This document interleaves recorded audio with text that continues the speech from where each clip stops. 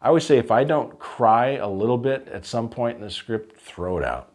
Because it needs to move you. Can you actually take us through your writing process from start to finish? Well, it's pretty tried and true at this point. I have to make my creative mind fertile for the ideas to come. There is a certain degree, like you can chase the market, you can read the trades, talk to your agent, your manager, get the feedback. Well, Paramount's looking for thrillers and Warner Brothers wants R-rated comedy. You can do that work.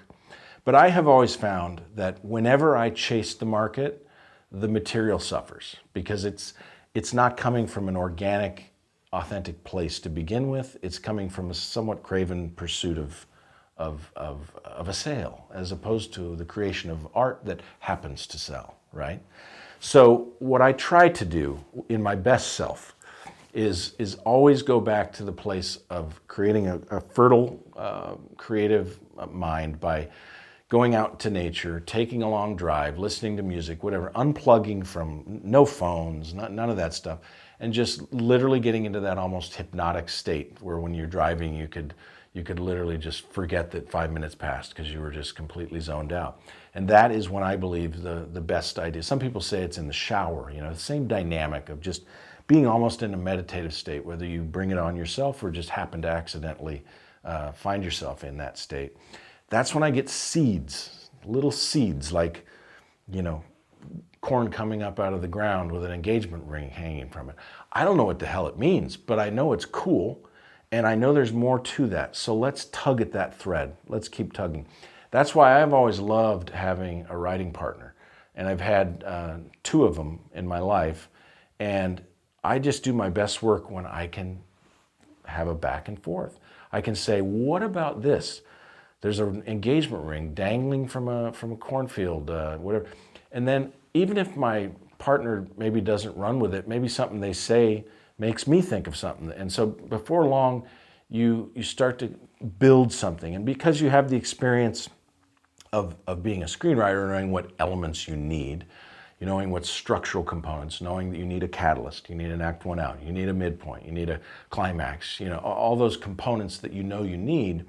Once you have the organic idea, that thing that's lightning in a bottle, which you can't just force to happen and isn't going to happen every day, every week, every month, you might get one of those a year. I say every screenwriter that's, trying to make it, you got to write 3 to 4 specs a year, and you got to be prolific and relentless. So that's asking for 3 to 4 lightning in a bottles a year, And so you've got to put yourself in a position for that to happen. And let's say you get that idea, then you just start working it and using the components that you know that you need. And that's where it becomes almost more like a math problem, because screenplay structure, I usually rely on Save the Cat, which is a really wonderful book and has a great structure that to this day I still use a lot of what's in that book, because it's just very simple and it lays out when, where, and what you're going to need and what marks you should be hitting, if you will. So at that point, it's almost a math problem, and your creative mind is trying to fulfill the needs of the structure. And then pretty soon, if you've really stayed true to the authenticity, the other thing that's important is authenticity. And for example, depending on the world you're writing in or the character that you're writing, you want it to sound real and you want it to be a realistic and authentic experience, not just the way people talk, but the kind of things they would do and how they would do it and what it looks like. And the more authentic you are, the more the storytelling almost tells itself, because you're being so true to reality. So I recently had an idea about a war correspondent. I just knew that there was something in that world that I wanted to tell, but I didn't want to tell it at war. I wanted to tell it here in America, where the correspondent had come back. And I didn't know anything about this world. So before writing, I just had the sheer luck of a friend of mine's cousin was one of the top war correspondents on cable news. And he gave me his number. I called him up. And we interviewed this guy for hours and hours and hours, and he was just gold. And we're just furiously scribbling every word he said. And literally through that research, I had all the dialogue. Here was just an example, and we put it in the script. He said, when you're riding in a car in a war zone, you take out a grease pencil and you put your blood type on the window. And the reason is, if you get blown up in a bottleneck, which is what they try to do, they try to blow up the car up in the middle and then create a bottleneck that none of the others can pass and then kill everyone, right? He says, well, the guys coming behind, the medics that are going to save your life, they need to know what blood type you are to give you blood. And that's how they can tell, because it's written on the window. Now, how would Mike from Seattle ever know this or ever be able to put that authenticity into a script? Well, you got to do the research. You've got to, reach out to people, find people, communicate with people. And with that authenticity, when the reader is reading that, they know they're in the hands of somebody that is a serious writer. This person has done the work to put me into a world I know nothing about, but it feels real and it feels authentic. And now you've really engaged them, and they care more about the character. And so the research that goes into being authentic, I think, is another really important part of it, because it just elevates the character off the page if it reads like somebody that actually exists in a world. So then I write, and I try to write 5 pages a day. I like to get a script done in 6 weeks or less. And the reason for that is that, first of all, I'm a writer, so you get up and you write. I have a set time. It's the same time every day. It's the same amount of time every day. And I think that's important, because what it does is I start the day by reading the previous day's work, and I'm plugged back into what I did. I'm getting creative juices flowing, and now let's take it a little bit further down the road. And by the time you get through, 110, 120 pages, whatever you're doing, it has a cohesion to it that it was part of the other thing too is you're going through stuff in your life. You may be going through a divorce, or you just had a new baby, or who knows what in your life. And the energy and the emotions that you have going on in your life are finding their way into that screenplay. And so there's a little bit of a snapshot in time and into yourself. That's what you give it. That's why people say you're putting your heart into it, because you're sharing aspects of what you're going through in this piece of art that you're trying to create. And it's there, it's on the page. You might steal a piece of dialogue that you just had from your fight with your wife who you're divorcing, or what have you.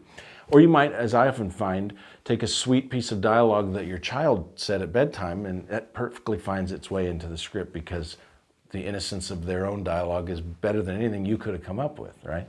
So those elements are what give it that emotional resonance, as if you're honest and put your experience, what you're feeling, into the script at the time, and finish it quickly. That's why I say finish it quickly, because if you take a year to write a screenplay, you're dipping in and out. You don't even remember what you wrote last month, and now you're trying to play catch up. There's a logical aspect to that where you're forgetting things. I mean, there's an aspect to screenwriting that is not unlike a puzzle, or like one of those 1,000-piece puzzles, right? And you have to know where every puzzle piece goes and remember it, because it's going to come back over here, and you need to be aware of that. So if you step away from it for too long, you're losing that edge that you need to have, so that you can constantly be calling back dialogue, calling back, character points that you made earlier, and story beats, and things that give it a fullness that connects it all in the end and makes the reader feel like they've been on a journey and not just, connected scenes, but rather it's all interconnected. So I try to write it quickly, and I'm not a big rewriter. I tend to, as I said, I read the day's work from before, I edit and try to improve it, and then I start the next day's work. And by the time I get to the end, I'm kind of done, unless it's one of those scripts that's not that great. And it was probably because it wasn't conceived that well from the beginning. 2 reasons I might write a script that's not that great. I didn't get the concept quite right from the beginning, and didn't quite get the stakes or the primal drive or something about it that would have been more simple or more clear. And it ends up being a little bit muddy, and it's hard to fix that. The other reason would be that I just kind of did not demand of myself the creative originality to take the time to feel something and try and find a way to express it that hasn't been done before, or that moves me because it's touching a part of me that I've been experiencing lately. Those are the scripts where it might read fine because I'm a professional writer and I know how to write something, but you don't feel anything because maybe I didn't feel anything writing it. And I always regret writing scripts like that because there is so much time that you put into these things, plotting these things and putting the work in and writing them. That's why it's so critical that you feel something when you conceive it and when you write it every day. I always say if I don't cry a little bit at some point in the script, throw it out. Because it needs to move you. And if it doesn't move me, it's not going to move anyone else, right? So that's pretty much it. I usually try to conceive the idea and have it cranked out within 6 weeks. I can outline pretty quick now. I got that down to about a week to 10 days to outline the whole thing. And then writing is the fun part. That's where you just power through. You enjoy writing those scenes and figuring out ways to convey ideas in the most elegant way that doesn't feel expositional and drives your ideas and themes forward. And yeah,